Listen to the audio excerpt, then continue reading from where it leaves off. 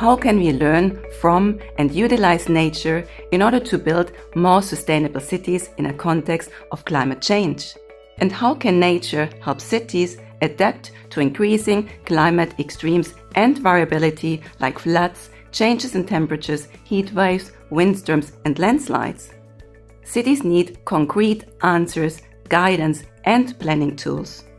To do so, cities look for new ways to learn from each other and work towards closer cooperation between academia, the private sector, as well as citizens. This is why we created the City-to-City Learning Lab on nature-based planning and adaptation. It's a transdisciplinary project with an approach that is very different to conventional projects. It is based on the identified local needs of municipalities and a mutual desire for an increased exchange of knowledge. Accordingly, the project aims and activities were jointly developed by all project participants. We come together for mutual learning and knowledge co-creation. Together, we analyze, compare, and learn from the integration of nature-based approaches for climate change adaptation in the daily planning practices of municipalities. We look into related barriers and drivers, like stakeholder involvement, collaboration between city and its citizens, policies and governance structures. We analyze how to overcome existing barriers and how to tap into existing potentials. To do this, a specific activity or project in each municipality is analyzed step by step from the project idea throughout detailed planning, procurement, implementation, maintenance, and follow-up. The City-to-City Learning Lab allows us to learn from each other in an engaging process, and importantly, it creates trust that opens up for new ideas and pathways towards sustainability.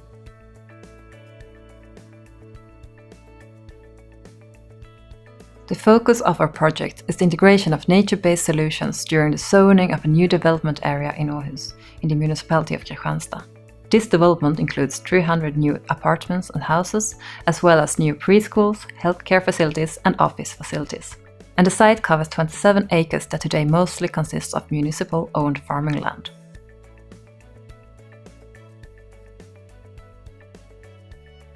We base the development of the zoning on the local ecosystem services and habitat. To do this, we first conducted an analysis of the existing ecosystem services. And the flora in Aarhus is unique. The soil is sandy and rich of calcium carbonate, which provides ideal conditions for sandy meadows and unique plants. So we wanted to design the parks and the recreational areas to create a natural habitat for local species. Besides the mandatory zoning procedures, we decided to also develop an additional quality and design program, which helped to ensure that our goals to support ecosystem services and to integrate nature-based solutions were fulfilled throughout the whole planning process, the implementation and maintenance. Nature-based solutions were seen as critical to support recreational needs, stormwater management and biodiversity.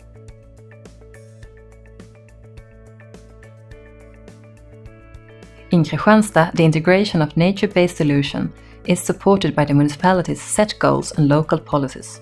These require that all municipal departments consider ecosystem services in their work. We also have very knowledgeable staff that drive this integration. Another driver is the institutional setting. Apart from the environmental department, we also have a biosphere department that has the task to increase nature values and associated knowledge. But the biggest driver was probably the interdepartmental working structure that we established for developing this area.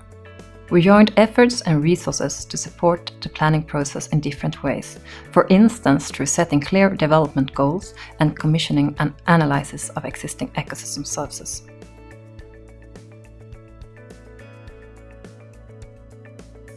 A barrier for further integration of nature-based solutions is the fact that the municipality has little influence on private land. Private stakeholders cannot be forced to implement certain measures, but we can raise people's awareness and knowledge, for example on how to best design private gardens. A change in regulations could help to support nature-based solutions also on private land.